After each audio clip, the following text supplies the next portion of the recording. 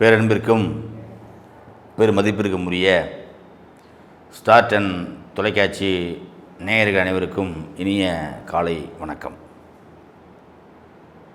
பொதுவாகவே இந்த கற்றதும் பெற்றதும் நிகழ்ச்சியிலே பல சிந்தனைக்குரிய செய்திகளை உங்களிடம் நான் எடுத்துச் சொல்லுகின்றேன். அடியேன் சொல்லுகின்ற செய்திகளுக்காக படாத பாடுபட்டு கொண்டு பல நூல்களை வாங்கி அந்த நூல்களில் வருகின்ற செய்திகளை எல்லாம் குறிப்பிடுத்து கொண்டு வந்து தான் உங்களிடம் உரையாடி கொண்டிருக்கின்றேன். இது ஒரு மகிழ்ச்சியான அனுபவம். அதுவும் இந்த காலத்திலே சற்றேறக்குரிய 8 மாதமாக இந்த நோய் தொற்று என்கின்ற கோவிட் அந்த அமைப்பு வந்ததிலிருந்தே யாருடைய மனதும் யாரிடமும் இல்லை. எல்லோருக்கும் பயம், துயரம், துன்பம், வருமானமின்மை போன்ற எத்தனையோ இடர்பாடுகள் இருந்தாலும் நம்முடைய ஸ்டார் 10 தொலைக்காட்சி இந்த நிகழ்ச்சியை நில்லாமல் தொடர்ந்து உங்களுடைய சிந்தனைக்கு விருந்தளித்து வருவது என்பது அடியேனை தவிர மற்ற எல்லோருக்கும் இது மிகவும் பயனுள்ளதாக இருக்கும். அப்படி பயனுறக்கூடிய இந்த நிகழ்ச்சியை வழங்குகின்ற நம்முடைய ஸ்டார் 10 தொலைக்காட்சிக்குத்தான் நாம் முதலில் நன்றி கூற வேண்டும். பெரியோர்களே, அன்பர்களே, நண்பர்களே, இன்று நாம் பார்க்கக்கூடிய செய்தி, கேட்கக்கூடிய நிகழ்வு என்னவென்றால் ஒரு துறவியினுடைய வாழ்க்கை. பொதுவாகவே துறவு பூணுவது என்பது அவ்வளவு எளிதான காரியம் அல்ல. ஒரு சில பேர் குடும்பத்தில் இருந்து கொண்டே துறவு என்று கழுத்திலே ஒரு ருத்ராட்ச கொட்டையோ அல்லது வேறு ஏதாவது சமய குறியீடுகள் உள்ள ஒரு எந்திரத்தையோ கட்டிக்கொண்டு அவர்கள் இருப்பார்கள். ஒரு சில பேர் அதிலே உண்மையாகவும் நேர்மையாகவும் வழிபடத்தக்கவர்களாகவும் இருப்பார்கள். ஆனால் ஒரு சில பேர் குடும்ப வாழ்க்கையை வாழ்ந்து கொண்டே இந்த வாழ்க்கையும், அதாவது இன்னும் சொல்லப்போனால் படிக்காதவர்கள் என்று நாம் சொல்ல முடியாது, படிக்காதவரிடம் இருக்கக்கூடிய மேதமை இருக்கிறது பாருங்கள், படித்தவனிடம் கூட அதை காண முடியாது.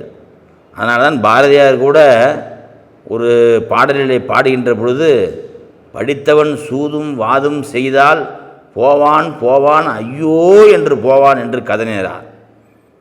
படிக்காதவர்களை விட படித்தவன் தான் அவ்வளவு சூது செய்கின்றான்.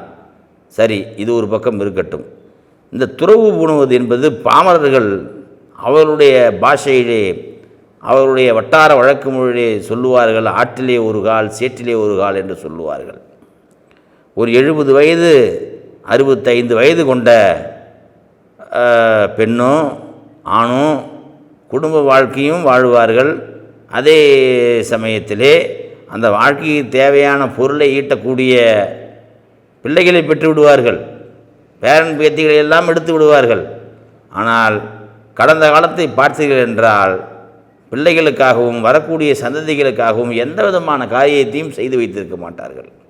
காரணம் என்னவென்றால், நான் அந்த கோயிலுக்கு போகின்றேன், இந்த கோயிலுக்கு போகின்றேன், இந்த பாராயணத்தை படிக்கின்றேன், தினமும் கந்தசஷ்டி கவசம் கேட்கின்றேன், தினமும் சுப்பிரபாதம் கேட்கின்றேன், எனக்கு ஆண்டவன் ஒரு குறையும் வைக்க மாட்டான், என்னை நன்றாக பார்த்து கொள்வான், என்னுடைய பேரப்பிள்ளைகளை எல்லாம் நன்றாக பார்த்து கொள்வான், என்னுடைய பிள்ளைகளுக்கு எந்த விதமான குறையும் வராது என்று எல்லா பாரத்தையும் ஆண்டவன் மீது தூக்கி போடுவார்களே ஒழிய, பிள்ளைகளுக்கு என்ன தேவையோ, பேரன் பேத்திகளுக்கு என்ன தேவையோ அதை ஒருபோதும் செய்யவே மாட்டார்கள். அதைப்போல் உங்கள் குடும்பத்திலே கூட நிறைய நபர்கள் இருப்பார்கள், நீங்கள் பார்த்து கொண்டு தான் இருப்பீர்கள். அது எனக்கும் தெரியும். அந்த வகையிலே நான் யாரையோ சொல்லுகின்றேன் என்று தயவுசெய்து யாரும் கோபித்து கொள்ள வேண்டாம். எது உண்மையோ அதைத்தான் இனிமேல் நான் பேசப் போகின்றேன், பேசுவேன். அந்த வகையிலே கடமைகளை முடித்துவிட்டு இல்லற கடமைகளை இப்போ உனக்கு தேவையில்லாதையே ஒருத்தன் கொண்டு தரான், தேவையில்லாதையே நீ 2 குழந்தைகளை பெற்கின்றாய், தேவையில்லாதையே அதை வளர்க்கின்றாய், சொல்லுங்க பார்க்கலாம். அதுக்குரிய கடமைகளை செய்ய வேண்டும் அல்லவா? நாயும் தான் குழந்தை பெறுகிறது, நாய்க்குட்டியை. பன்றியும் தான் இனவிருத்தி செய்கின்றது. நாம் மனிதர் அல்லவா? அவர்களுக்கு என்ன தேவையோ அதை செய்ய வேண்டும் அல்லவா? இன்னொன்றும் சொல்லுகின்றேன், என்னுடைய இனிய நண்பர் என்று சொல்வதை விட நான் பாருங்கள், யூடியூப்பில் போய் பாருங்கள், அவரே பேசியிருப்பார்.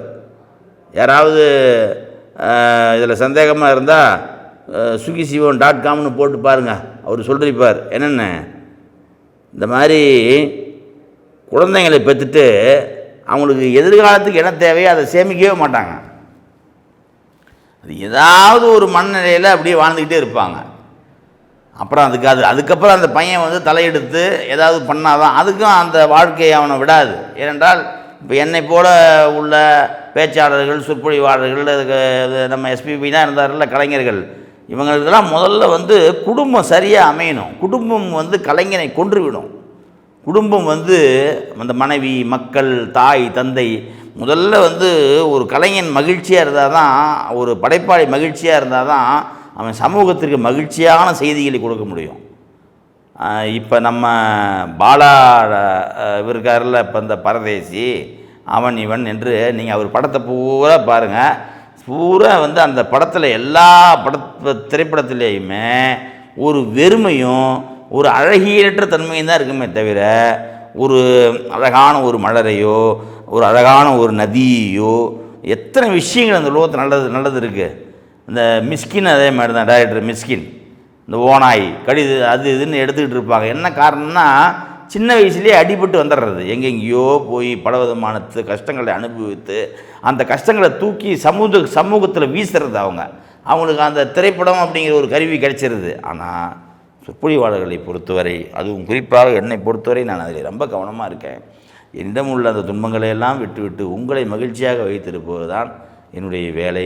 அந்த வேலையிலே இன்றைக்கு நாம் பார்க்க போகிறது இந்த துறவு என்கின்றது. துறவுன்னு சொன்ன உடனே பாருங்கள், எவ்வளோ விஷயம் வெளியே வருது பாருங்கள். துறவு என்பது சாதாரணமானது அல்ல. இன்னும் குறிப்பாக சொல்லப்போனால் மகாவீரர், புத்தர், ஆனந்தர், ராமகிருஷ்ண பரமஹம்சர், அவங்களுக்கெல்லாம் ராமகிருஷ்ண பரமஹம்சர்லாம், சாரதாதேவியாரெலாம் நிறுவனமாக அதை மாற்றினாங்க. ராமகிருஷ்ண மடம்னு இருக்குது பாருங்கள். இப்போ அப்புறம் இன்னும் பார்த்தீங்கன்னா, இப்போ சாமியாருங்க எல்லாமே தனக்குன்னு ஒரு கோஷ்டியை சேர்த்திக்கிட்டு அதை நிறுவனமாக மாற்றிடுறாங்க. இதுதான் சுகிசிவன் சொல்லியிருப்பார். நம்முடைய சொல்வேந்தர் ஒரு பெரிய ரோட்டரி கூட்டத்தில் ரொம்ப கடுமையாக, ரொம்ப பிரமாதமாக பேசியிருப்பார். நான் அந்த பேச்சை ஒரு 10 நாளைக்கு முன்னாடி நான் கேட்டேன், போட்டு பார்த்தேன். அதை நிறுவனமாக மாற்றிடுவாங்க. மாற்றிட்டு அந்த வரக்கூடிய பக்தரிடம் பணத்தை வாங்கி வாங்கி வாங்கி வாங்கி அங்கே நிலம் வாங்கிறது, இங்கே நிலம் வாங்கிறது, அங்கே ஆசிரமம் கட்டுறது, இங்கே ஆசிரமம் கட்டுறது, ஃப்ளைட்டு வாங்கிறது, ஹெலிகாப்டர் வாங்கிறது. இந்த அவங்க சொல்லக்கூடிய கருத்துக்கள் சிறப்பான கருத்துக்கள் தான். அடிப்படை ஒன்று சொல்லட்டுங்களா, துறவிகள் என்பவர்கள் ஓரிடத்தில் தங்கக்கூடாது, ஓரிடத்தில் அவர்கள் இருக்கக்கூடாது துறவிகள். இது யார் சொல்கிறா? வேதம் சொல்லுது, ஆகமம் சொல்லுது, புராணம் சொல்லுது, இதிகாசம் சொல்லுது. 4 தர்மங்களும் என்ன வலியுறுத்துதுன்னா, நதியும், அதனால தான் நதி மூலம் ரிஷி மூலம் பார்க்காதே அப்படிம்பாங்க. நதி ஒரே இடத்துல இருக்குது, ஓடிக்கிட்டே இருக்குல்லவா. பட்டினத்தார் அது மாதிரி இருந்தாருங்க. அவர் இது கட்டிக்கிட்டு, கோமணத்தை கட்டிக்கிட்டு, கையில் ஒரு கரும்பை பிடித்திருந்தார். அந்த கரும்பை அவருக்கு பிடித்திருந்தது காரணம் என்ன தெரியுங்களா? அது ஒரு குறியீடு. ஏன் கரும்பை கையில் பிடிச்சார்? ஒரு கத்திரிக்காயோ, ஒரு பீட்ரூட்டையோ, அல்லது ஒரு புடலங்காயோ, அல்லது ஒரு பாகக்காயோ, அல்லது ஒரு பீக்கங்காயோ கையில் பிடிச்சிக்கலாமில்ல. கரும்பை ஏன் பிடித்தார் என்றால், வாழ்க்கை என்பதும் கரும்பு போலத்தான். ஏன்? அடிக்கரும்பு இனிக்கும், நுனிக்கரும்பு கசக்கும். கொந்தால அப்படின்னு சொல்லுவாங்கள்ல கிராமங்கள்லாம். அதே போல் வாழ்க்கையினுடைய ஆரம்ப காலம் இருக்குது பாருங்கள், ரொம்ப சுவையாக இருக்கும். தாயினுடைய மடியிலே, தந்தையினுடைய தோளிலே, சகோதரர்களுடைய அந்த விளையாட்டு, ஆட்டம், பாட்டம், கொண்டாட்டம், எப்படிப்பட்ட வாழ்க்கை அந்த வாழ்க்கை! நிலவோடு மணலோடு தெருமண் உடம்போடு விளையாண்டு தொருகாலும் அலைஞ்சாலும் திரிஞ்சாலும் அலையாத கலையாத கனவாச்சி இளங்காலம் என்ன எதிர்காலமோ என்ன எதிர்காலமோ என்ன புதிர் போடுமோ இளமையில் புரியாது முதுமையில் முடியாது இன்பத்திற்கெங்காத இளமையும் இங்கேது காலம் போடுது கோலங்களே உங்குத்தம்மா எங்குத்தம்மா யார நானும் குத்தஞ்சொல்ல என்ற அழகிய திரைப்படத்தில் இளமை வாழ்க்கையை ரொம்ப அழகாக இசைஞானி இளையராஜா பாடியிருப்பார். அது பழைய படத்துக்கு போனீங்களா நடிகர் திலகம் சிவாஜி கணேசனும் நம்முடைய மேஜர் சுந்தரராஜனும் ஒரு பாட்டு பாடியிருப்பாங்க. அந்த நாள் ஞாபகம் நெஞ்சிலே வந்ததே நண்பனே நண்பனே நண்பனே இந்த நாள் அன்று போல் இன்பமா இல்லையே அது ஏன் ஏன் நண்பனே அப்படின்ட்டு அது ஒரு பாட்டு இருக்கும். நீங்கள் இதெல்லாம் ஒரு பக்கம் விடுங்க. இந்த துறவு என்பது இருக்கு பாருங்கள், மிகப்பெரிய விஷயம். இல்லறத்தில் இருந்து துறவியாக போகிறது அப்படிங்கிறது சாதாரண விஷயம் இல்லை. எனக்கு தெரிந்த ஒரு நண்பர், இது உண்மையாக சொல்கிறேன் கேட்டுக்கோங்க. எனக்கு தெரிந்த ஒரு நண்பர் அமெரிக்காவில் அவர் ஒரு மிகப்பெரிய பதவியில் இருந்தார். அதாவது ஒரு கம்பெனியில் அவர் ஒரு மிகப்பெரிய பதவியில் இருந்தார். கோடிக்கணக்கில் சம்பாதிச்சார். ஒரே மகன், ஒரே மகள், ஒரே மனைவி. ஒரு 60 வயது வரைக்கும் அவர் பொருள் ஈட்டினது இவ்வளோதான் இல்லை.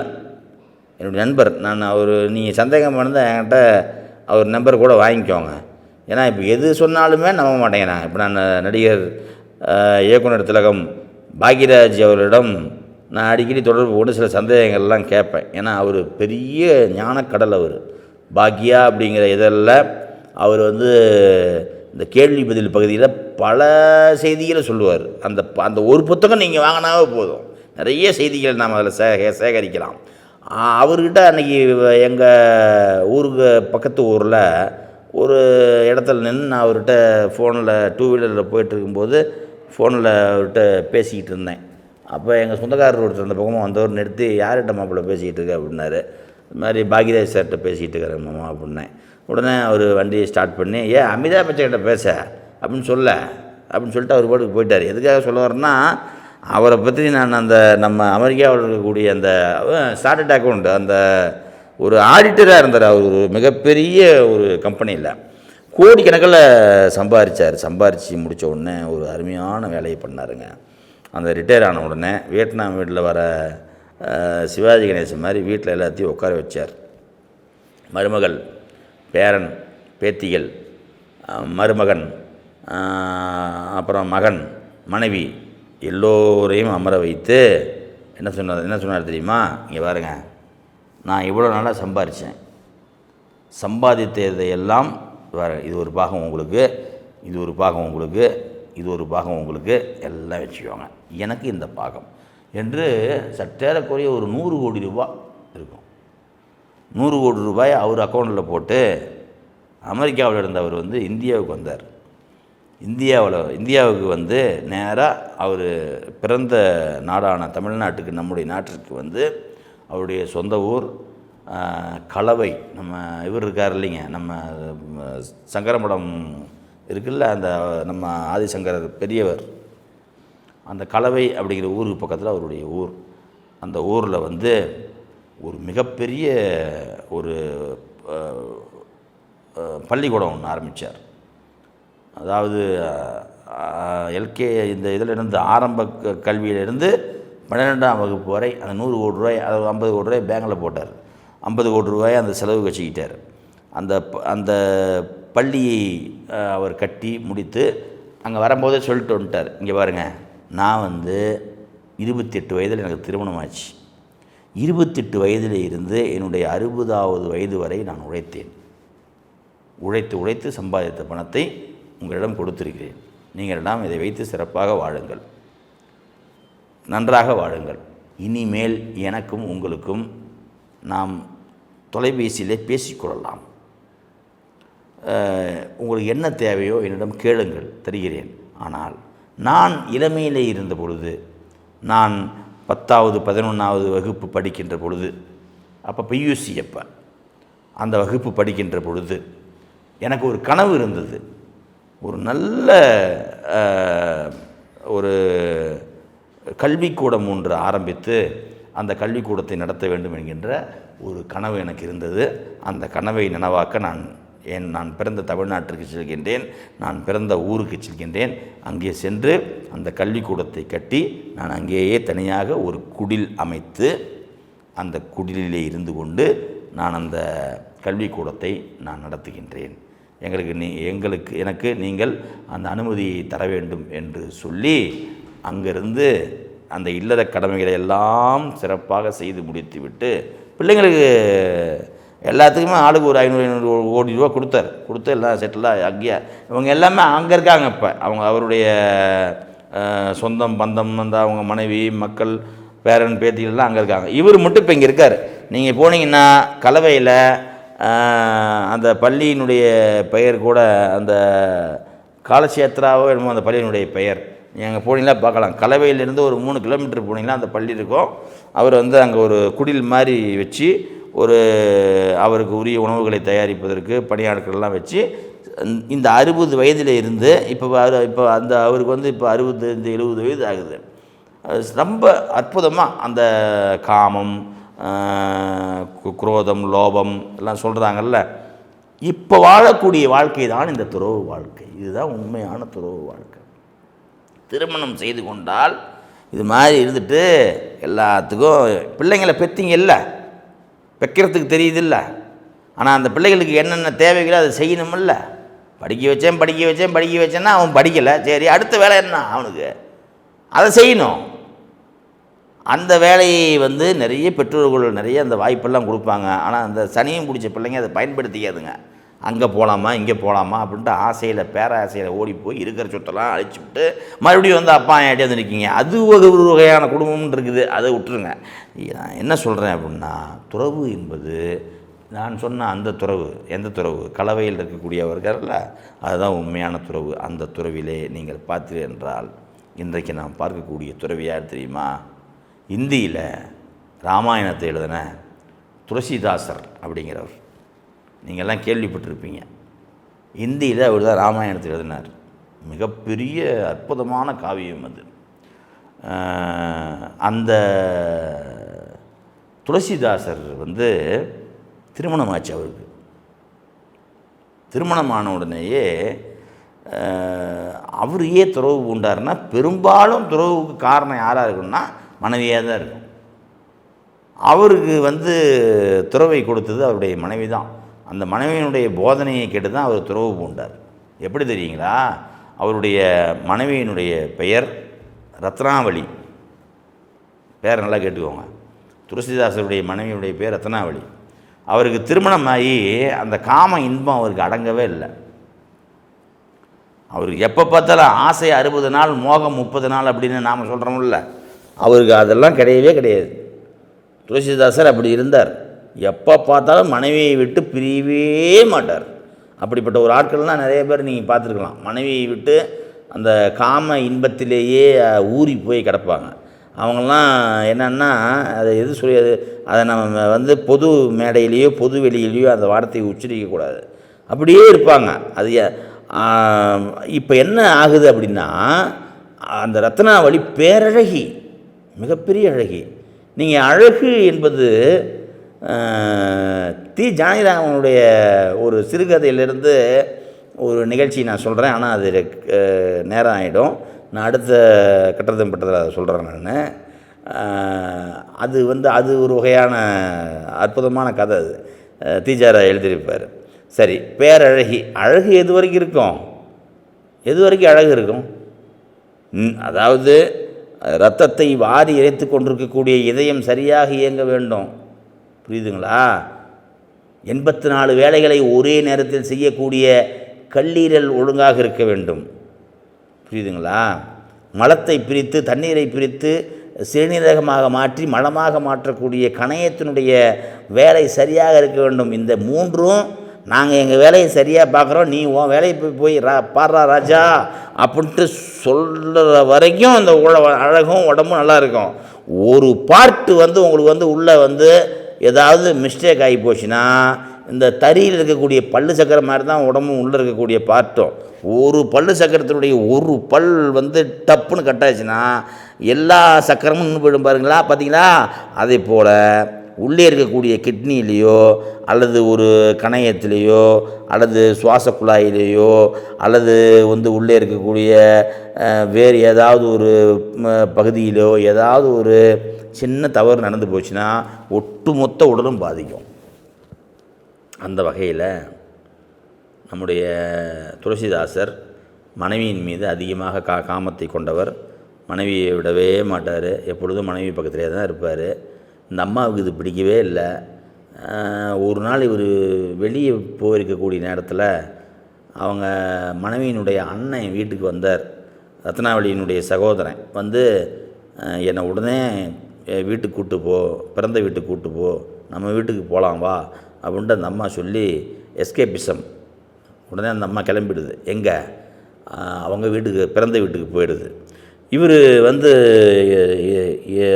இரவு நேரத்தில் பார்க்க வந்த துளசிதாசர் மனைவி இல்லாத நினைத்து சோகப்பட்டு கண்ணீர் விடுறார். எங்கே போயிட்டா என் ரத்னவள்ளி, எங்கே போயிட்டா ரத்னவள்ளி, எங்கே போயிட்டா அப்படின்ட்டு மாமியார் வீட்டுக்கு கிளம்புறாரு. 40 கிலோமீட்ரு, பல ஆறுகளையெல்லாம் கடந்து அவங்க மாமியார் வீட்டுக்கு போகணும், மாமனார் வீட்டுக்கு. இவர் கிளம்புறார். அப்படி கிளம்பும்போது இடி மின்னல் மழை, கடுமையான மழை. அப்படியே ஒரு ஆற்றங்கரையை நீந்தி தான் அடுத்த கரைக்கு போய் தான் அங்கே துளசிதாசர் அவங்க மாமனார் வீட்டுக்கு போயாகணும். அப்போ ஏதோ ஒன்று அவருடைய கையிலே புனை ஒன்று கிடைக்கிறது. அதை பற்றி கொண்டு அடுத்த கரைக்கு போகிறார். ஏதோ ஒன்று அங்கே போன உடனே அங்கே போய் மாமனார் வீட்டுக்கு போய் கதவை தட்டுறார். தட்டுன்னு தட்டுறார். கதவு திறக்கவே இல்லை. மாடியில் அந்த அம்மா இருக்குது. யார்? ரத்னாவளி. இவர் என்ன பண்ணுறாரு? ஏதோ ஒன்று மாடியிலே தொங்கிக் கொண்டிருக்கின்றது. அதை பிடிச்சிக்கிட்டு மேலே ஏறுறார். ஏறி போய் கதவை தட்டுறார். ரத்னாவளி கதவை அந்த அம்மா திறக்கிறாங்க. அப்போ தான் நிம்மதியாக தூங்கிட்டு இருக்காங்க. எழுந்திருந்து பார்த்தால் இரவு 1 மணி. அந்த கதவை திறக்கிறாங்க. திறந்த உடனே அவரை பார்த்து ரத்னாவளி சொன்ன வார்த்தை, சாதாரண இந்த மாமிசத்தின் மீது ஆசை கொண்டு இப்படி வந்துட்டீங்களே, உங்களுக்கு ஏது நியாயமாக இருக்கா? உடம்பை ஒரு சாக்குப்பை போல் திருப்பி போட்டால் உள்ளே இருக்கக்கூடிய இந்த மலம் அது இதெல்லாம் பார்த்தா அவங்களுக்கு என்னை தீண்டுவீர்களா நீங்கள்? பத்மஸ்ரீ கமலஹாசன் ரொம்ப அழகாக சொல்லுவார். எவ்வளோ பெரிய பேரழகனாக இருந்தாலும், எவ்வளோ பெரிய பேரழகியாக இருந்தாலும் 2 அவுன்ஸ் மலம் உள்ளே இருக்கும். நான் இதெல்லாம் எதுக்கு சொல்கிறேன் அப்படின்னா, இந்த அதீதமான காம வேட்கையில் இருந்து கொண்டு அங்கேயும் இங்கேயும் அழைந்து கொண்டிருக்கக்கூடிய ஆண்களும் சரி பெண்களும் சரி இருக்காங்க பாருங்கள். அவங்கெல்லாம் கொஞ்சம் தன்னுடைய உணர்வுகளை மட்டுப்படுத்தி கட்டுப்படுத்தி உலக வாழ்க்கையை சரியான வகையில் வாழ வேண்டும் என்பதற்காக நான் சொல்கிறேன். நான் இப்போ அந்த அம்மா சொல்லுது என்னன்னு, இப்படிப்பட்ட சாதாரண மாமிசத்தின் மீது இறந்து போகின்ற இந்த உடலின் மீது வைக்கக்கூடிய இந்த ஆசை பற்றுதலை இறைவன் மீது பாதி வச்சிருந்தீங்களா கூட நீங்கள் பிறவி பெருங்கடல் நினைஞ்சிருக்கலாமே. இந்த பிறவி உங்களுக்கு இல்லாத போயிருக்குமே. இவ்வளோ நீங்கள் படித்து வாடிச்ச யூஸ் நினச்சி பாருங்கள். கற்றதனால் ஆய பயன் என்கொள். எவ்வளோ படித்து என்ன விஷயம், என்ன பிரயோஜனம்? வள்ளுவர் கேட்குறாரு, கற்றதனால் ஆய பயன் என்கொள், வாளறிவன் நற்றார் தொழார் என்ன அப்படிம்பார். அவனுடைய பாதங்களை பாத கமலங்களை கும்பிடாத நீ எவ்வளோ படித்து வாடிச்ச யூஸ் நினச்சி பாருங்கள். இன்னொன்று அறிவே அவன் கொடுக்கறது தான். அந்த வகையில் அந்த அம்மா சில போதனைகள்லாம் செய்து அப்பொழுதே அவர் மனம் திரும்புகின்றார். ஒரு நொடி போதுங்க. ஒரு ஞானம் பெறுவதற்கு ஒரு நொடி போதும். ஒரு நொடியில் ஞானம் பெற்றலாம். அப்படியே திரும்பி வரார். ராமா ராமா ராமா, இவ்வளவு நாட்களாக நான் தவறு செய்து விட்டேனே ராமா ராமா அப்படின்ட்டு அப்படியே ராமநாமத்தை உச்சரித்து கொண்டே மாடிப்படி வழியாக கீழே இறங்கி வருகின்றார். அப்படி வருகின்ற பொழுது அந்த மாடியை பார்க்கின்றார். ஏதோ ஒன்றை பிடித்து ஏறினார் அல்லவா, அது வேறொன்றுமில்லை, ஒரு பாம்பு ஒன்று தொங்கிக் கொண்டிருக்கிறது. அந்த பாம்பை பிடித்துத்தான் அவர் மேலே ஏறியிருக்கின்றார். அதற்கு பிறகு அந்த ஆற்று வெள்ளத்திற்கு மீண்டும் வருகின்றார். அக்கரையிலே ஒரு பிணம் கிடைக்கின்றது. இவர் நினைக்கின்றார், இந்த பிணத்தைத்தான் நாம் புனையாக பிடித்து கொண்டு இந்த ஆற்றை கடந்தோமா? நம்முடைய காமம் என்பது நம்முடைய கண்ணை கட்டிவிட்டது. சாதாரண இந்த இகலோக இந்த ஆசைகளிலே இருந்து நம் கண்ணை கட்டி இந்த காமம் இப்படியெல்லாம் செய்துவிட்டது. ராமா ராமா என்று கதறுகின்றார், கூச்சல் இடுகின்றார். ஞானம் பிறந்தது அவருக்கு. உடனே அவர் பார்க்குறார், இதெல்லாம் பூரா, இந்த ஆசைகள் பூரா சிற்றின்பம், இனிமேல் நாம் பேரின்பத்தை தேடித்தான் போக வேண்டும் என்று ஒரு முடிவெடுத்து அவர் எழுத ஆரம்பித்தது தான் ராமகாவியம். இந்தியில் எப்படி இங்கே கம்பர் ராமாயணத்தை எழுதினாரோ அதை போல் அங்கே அவர் இந்தியில் ராமாயணத்தை எழுதினார். அவர் எழுதி மிக புகழ் பெற்றார். சிறு வயதிலேயே அவர் பிறந்த உடனேயே, அவருடைய வாழ்க்கை வரலாறையும் கொஞ்சம் கேட்டுவோங்க. சிறு வயதிலேயே பிறந்த உடனேயே கட்டங்கள்லாம் அவருக்கு சரியில்லை அப்படின்னு சொல்லிட்டு அவங்க பெற்றோர்கள் அவர் மதிக்கிறது, அவர் ஒரு பொருட்டாகவே நினைக்கல. இந்த பையன் பிறந்த நேரம் சரியில்லாத நேரம், இவன் உலகத்தையவே அழிக்க வந்த ஒரு பிசாசு, இது குழந்தை இல்லை அப்படின்ட்டு அந்த குழந்தை அவங்க பெற்றோர்கள் இருந்தும் தாய் தந்தையர்கள் இருந்தும் இல்லாமல் இருந்த ஒரு பாட்டில் கூட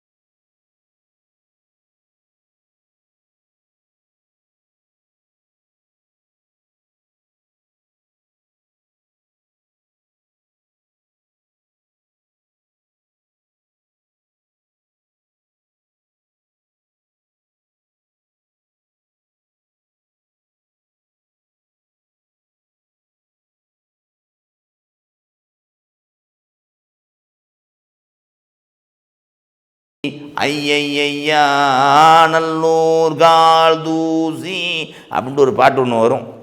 இசைஞானி இளையராஜா பாடிருப்பார். அந்த மாதிரி நம்ம இவர் துளசிதாசர் பெற்றோராலும் ஒதுக்கப்பட்டவர். அவர் பரதேசியாக பல சாதுக்கள் கூட சேர்ந்து திரிஞ்சார். அவர் பிறப்பால் பிராமணராக இருந்தாலும் அவருக்கு அப்துல் ரஹீம் அப்படிங்கிற ஒரு இஸ்லாமிய நண்பன் நிறைய உதவி பண்ணார். நிறைய ஏகப்பட்ட உதவிகள். அவர் ஒரு பெரிய செல்வந்தராக இருந்தார். அப்துல் ரஹீம் அப்படிங்கிற அப்துல் ரஹீம் கான் அப்படிங்கிறது அவருடைய முழு பெயர். இந்த ராமாயணத்தை எழுதுறதுக்கே அவர் தான் உதவி செஞ்சார் அப்படின்ட்டு வரலாற்று குறிப்பு சொல்லுது. அவர் காசியில் இருக்கின்ற பொழுது ராமபிரானை அவர் துதித்து கொண்டிருந்தாலும் சிவனை அவர் கும்பிட்டார். இந்த இப்போ இருக்கு பாருங்க, சைவ வைணவ இந்து மதத்தில் அப்போல்லாம் சண்டை இருந்துச்சு. இப்போ பெருமாள் கோயிலுக்கும் போகிறாங்க, அதே சமயத்தில் சிவன் கோயிலுக்கும் போகிறாங்க. அரியும் சிவனும் ஒன்று, அறியாத வாயில் மண்ணுன்னு சொல்கிற மாதிரி எல்லாமே இன்றைக்கு ஒன்றாகி விட்டது. அதை பொறுத்தவரை மிக மகிழ்ச்சியான ஒரு விஷயம். அவர் சிவனையும் அவர் வணங்கினார். அவர் காசியில் சில மடங்கள்லாம் அவர் தங்கியிருந்தார். அப்படி மடங்களில் தங்கியிருந்த பொழுது அவர் எழுதிய ராமசரிதஸ் என்கின்ற அந்த புத்தகம் ஒன்று, தனியாக புத்தகம் ஒன்று இருக்குது, ராமசரிதஸ் அப்படின்ட்டு. ராமனை பற்றி மட்டும் ஒரு நூல் எழுதியிருக்கார் அவர், ராமபுரானை பற்றி மட்டும். அவர் அந்த புத்தகத்தை திருடுவதற்கு பல பேர் அதை முயற்சி பண்ணாங்க. அவர் நிறைய தொல்லை கொடுத்தாங்க. அப்புறம் அவருடைய நண்பர், நான் சொல்ல அப்துல் ரஹீம், அவரும் ஒரு கவிஞர் தான், செல்வந்தர் கவிஞர். அவர் ஒரு நூல் எழுதினார். அந்த நூலை இவர் என்ன பண்ணார், பார்வாய் என்கின்ற சந்தத்தில், பார்வாய் அப்படிங்கிற ஒரு சந்தத்தில், சந்த பாடல் அப்படின்னு சொல்லுவாங்க. இப்போ நீங்கள் நிறைய பாடலில் கூட அரிசீர் விருத்தம், எழுசீர் விருத்தம், அது இதெல்லாம் நிறையா வருது. காவடி சிந்து, சென்னிக்குள நகர் வாசன், பார்வாய் என்கின்ற மொழியிலே அவர் அதை மொழிபெயர்த்து வெளியிட்டார். யார்? துளசிதாசர். அதற்கு பிறகு அவர் வந்து இந்த பைரோகிகளுடைய கூட்டத்தில் வந்து அவர் வந்து நிறைய காசியிலேயே சுற்றிக்கிட்டு இருந்தார். அவர் உணர்ந்துக்கிட்டார். என்ன உணர்ந்துக்கிட்டார் அப்படின்னா, இந்த குடும்பம் என்பது என்னவென்றால், இந்த வார்த்தையை நீங்கள் நுட்பமாக கேளுங்க. குடும்பம் என்பது என்னவென்றால், நம்முடைய ஆன்மீக பயணத்தில் இடையே நாம் இளைப்பாறுவதற்கு தங்குவதற்குரிய சத்திரம்தான் குடும்பம். எவ்வளோ பெரிய வார்த்தை பார்த்தீங்களா? குடும்பம் என்பது என்னவென்றால், நம்முடைய மனிதனுடைய ஆன்மீக பயணத்திலே இடையிலே தங்கி ஓய்வெடுத்து பிள்ளைகள், பேரப்பிள்ளைகள், மருமகன், மருமகள், இந்த மாதிரி குழந்தைங்களோடு நாம் இருக்கக்கூடிய சத்திரம்தான் இந்த குடும்ப அமைப்பு அப்படிங்கிறது. ஆன்மீக பயணங்கிறது மிக நெடியது. அதெல்லாம் எல்லாமே ஒரு சில பேர் போய் சேர்ந்துடுறாங்க. அவங்களுக்கு பிறப்பு வந்துக்கிட்டே இருக்குது, மாறி மாறி மாறி மாறி. அருணகிரிநாத பெருமான் சொல்கிறார்கள், எருதுகடல் மணலை அளவிடின் அதிகம் எனதிடல் பிறவி அவதாரம் அடிமையில்லை. ஒவ்வொரு இந்தியனும் துளசிதாசத்தை கற்றுக்கக்கூடிய விஷயங்கள் நிறைய உண்டு. அவர் வந்து இந்துவாக இருந்தாலும் இஸ்லாமியர்களை வந்து அவர் வெறுப்பதே இல்லை. ஏனென்றால் இஸ்லாமியரே அவருக்கு ஒரு நண்பனாக இருந்தார். எல்லோரையும் சமமாக மதித்தார். இன்னொன்று, யாருமே செய்யாத ஒரு வேலையை அவர் செஞ்சாருங்க. என்ன தெரியுங்களா? அவந்தி மொழி என்று ஒன்று உண்டு. மொழியிலேயே அவந்தி மொழி அப்படின்ட்டு நீங்கள் அந்த பக்கம் வடநாட்டில் போய் பார்த்தீங்கன்னா அந்த மொழியை இன்னும் கூட பேசிக்கிட்டு இருக்காங்க. அந்த அவந்தி மொழியில் வந்து ஒரு காவியம் படைத்தார் அவர். என்னுடைய நண்பர் எழுத்தாளர் சாருண் நிவேதிதா, அவருடைய மனைவி பெயர் அவந்திகா. நீங்கள் பெண்களுடைய பெயர் கூட இப்போ கூட தெரியாமே வைப்பாங்க, அவந்திகா அவந்திகான்னு. அவந்தி என்பது ஒரு மொழி, ஒரு மொழியினுடைய பெயர் தான் அவந்தி. அந்த மொழியில் ஒரு மிகப்பெரிய ஒரு நூல் எழுதினார். அந்த ரத்னாவளி கொடுத்த அந்த அந்த போதனைகளால் அவர் மிகப்பெரிய துறவியாகி ராமராஜ்யம், அந்த நம்முடைய மகாத்மா காந்தி கண்டார் அல்லவா ஒரு ராமராஜ்யம், அந்த ராஜ்யத்தை நிறுவுவதற்காக ரொம்ப முயற்சி எடுத்து அதில் வந்து வேற்றுமையில் ஒற்றுமை காண்போம் என்று வடமொழியில் ஒரு நூலை எழுதியிருக்கார். நிறைய ஒரு 20 நூல்கள் பக்கமாக அவர் வந்து எழுதியிருக்காரு. அது வந்து எங்கே கிடைக்கிது அப்படின்னா, கவிதா புத்தக நிலையத்தில் அந்த புத்தகங்கள்லாம் கிடைக்கிது. நீங்கள் போனீங்களா? நீங்கள் அதில் போய் அந்த யூடியூப்பில் அந்த பேர் என்ன, அந்த ஆர்டர் போடுறது புக்ஸ், கவிதா புத்தக நிலையம், அதில் நீங்கள் இந்த ஆர்டர் போட்டிங்கன்னா அந்த புத்தகங்கள்லாம் வீட்டுக்கு அனுப்புவாங்க. புத்தகங்களை படிக்க நான் மீண்டும் மீண்டும் சொல்கிறேன், புத்தகங்களை படிங்க. வீட்டுக்கு முதல்ல இந்த குமுதம் ஆனந்த விகடன புத்தகம்லாம் வாங்குங்க.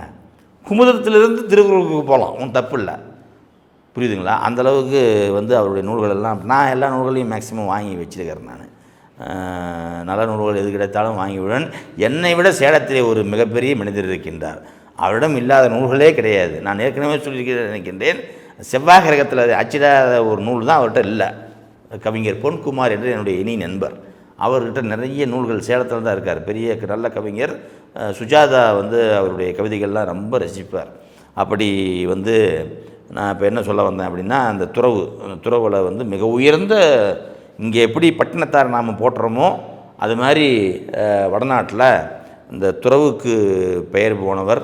அதுவும் குறிப்பாக சொல்லப்போனால் ஒரு கஷ்டத்தை அனுபவித்து மோகத்திலே இருந்து விடுபட்டு, மோகத்தை கொன்றுவிடு, அல்லாலந்தன் மூச்சை நிறுத்திவிடு, தேகத்தை சாய்த்து விடு, அது வந்து என்னை வந்து செந்தனல் ஆக்கிவிடு என்று இவர் சொல்லுவார் பாரதியார். அதை போல மோகத்திலே இருந்து விடுபட்டு ஞானியாகி பல நூல்களை படைத்த துளசிதாசருடைய பெருமை உலகம் உள்ளளவும் இருக்கும். அவருடைய நூல்களை நாம் கையில் கிடைத்தால் எடுத்து படித்தால், தமிழாக்கம் செய்து இருக்கக்கூடிய அந்த நூல்களை எடுத்து படித்தால் நமக்கும் அந்த மோட்சமெல்லாம் கிடைக்கும் என்கின்ற இந்த நாளினுடைய இனிய செய்தியாக இதை சொல்லி, நாளை மீண்டும் ஒரு நல்லதொரு வாழ்வியல்